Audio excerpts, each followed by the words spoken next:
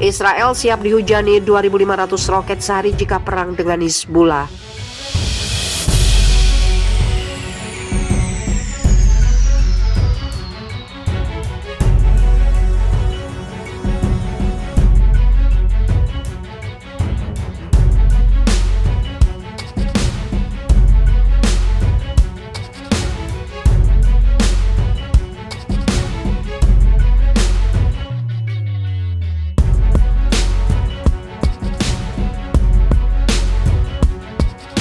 Militer Israel menyatakan siap untuk melawan ribuan roket dari Hizbullah Lebanon jika perang pecah. Militer Zionis percaya sekitar 2.500 roket akan menghujani negara Yahudi tersebut saat konflik pecah. Uri Gordin yang menjabat sebagai Komandan Home Front Command, Komando Depan Dalam Negeri Angkatan Darat Israel mengatakan pihaknya tidak ingin berperang dengan Hizbullah Lebanon, tetapi siap menghadapi hujan ribuan roket dari kelompok bersenjata itu di masa depan. Pada bulan Mei tahun ini, militer Israel berperang 11 hari melawan kelompok bersenjata Palestina di jalur Gaza yang menembakkan sekitar 4.400 proyektil ke arah Israel. Militer Zionis mengatakan sistem pertahanan rudal Iron Dome yang telah digunakan selama sekitar 1 dekade mencegat sekitar 90% roket yang menuju daerah berpenduduk dan hanya di bawah 300 proyektil yang menghantam distrik berpenghuni.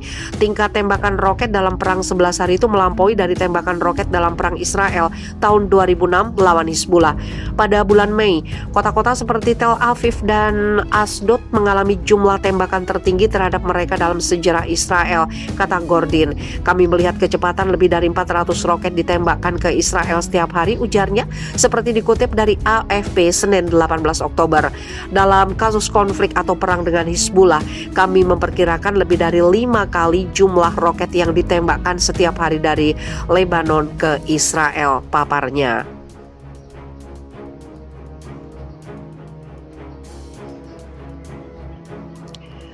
Pada dasarnya kami mencari antara 1.500 dan 2.500 roket yang ditembakkan setiap hari ke arah Israel.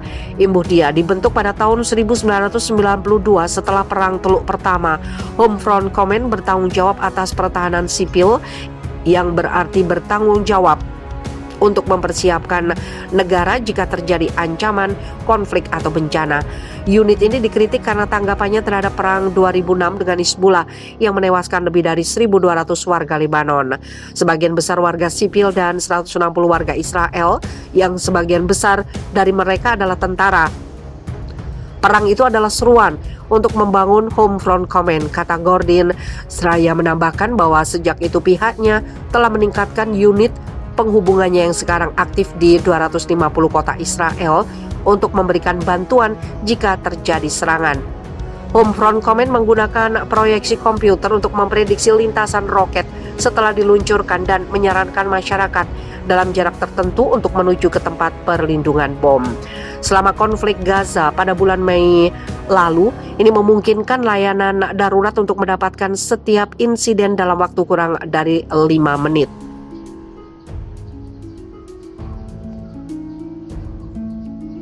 Kata Gordin dari ruang kendali markas besar unit di Ramlah dekat Tel Aviv. Dia mengatakan persiapan telah dilakukan untuk setiap insiden di perbatasan dengan Lebanon. Seorang sumber keamanan Israel mengatakan tentara Israel mengharapkan stabilitas di tetangga utaranya yang terperosok dalam krisis ekonomi yang melumpuhkan, dan pada hari Kamis terjadi bentrokan sektarian yang mematikan di ibu kota Beirut yang menewaskan 7 orang termasuk anggota Hizbullah. Hizbullah yang didukung Iran adalah sumber ketidakstabilan di Lebanon, kata sumber keamanan itu, yang menambahkan bahwa kelompok Hizbullah mengeksploitasi sumber daya negara Lebanon untuk kepentingan Iran. Iran lebih dekat untuk menciptakan bahan fisil untuk senjata nuklir daripada yang mereka pernah lakukan di masa lalu, tetapi masih membutuhkan 2 tahun untuk mendapatkan bom, kata sumber itu, menggemakan kerangka waktu yang dikutip oleh pejabat Israel lainnya. Teheran menegaskan program nuklirnya adalah untuk tujuan sipil. Kami sedang mempersiapkan semua opsi dan skenario, termasuk kemampuan militer, kata sumber keamanan Israel. Israel telah dengan gigih menentang kebangkitan kembali kesepakatan nuklir 2015 yang disepakati antara Teheran dan negara kekuatan dunia. Perjanjian rusak setelah Amerika Serikat di bawah Presiden Donald Trump pada 2018 menarik diri dari perjanjian itu dan menerapkan kembali sanksi yang melumpuhkan Teheran. Taliban bunuh 4 penculik dan gantung mayatnya di alun-alun kota. Otoritas Taliban di kota Herat, Afghanistan Barat membunuh 4 orang yang diduga penculik dan menggantung mayat mereka di depan umum, kata seorang pejabat pemerintah setempat pada Sabtu. Sher Ahmad Amar, wakil gubernur Herat, mengatakan orang-orang itu telah menculik seorang pengusaha lokal dan putranya dan bermaksud membawa mereka keluar kota. Ketika mereka terlihat oleh patroli yang mendirikan pos pemeriksaan di sekitar kota, baku tembak terjadi di mana keempatnya tewas, sementara 1 tentara Taliban terluka. Jenazah mereka dibawa ke alun-alun dan digantung di kota sebagai pelajaran bagi para penculik lainnya. Katanya dilaporkan Reuters 26 September. 2 korban penculikan dibebaskan tanpa cedera. Warga Herat Muhammad Nazir mengatakan dia sedang berbelanja makanan di dekat alun-alun Mostofiat kota. Ketika dia mendengar pengumuman melalui pengeras suara yang meminta perhatian orang-orang, ketika saya melangkah maju, saya melihat mereka membawa mayat di truk pickup.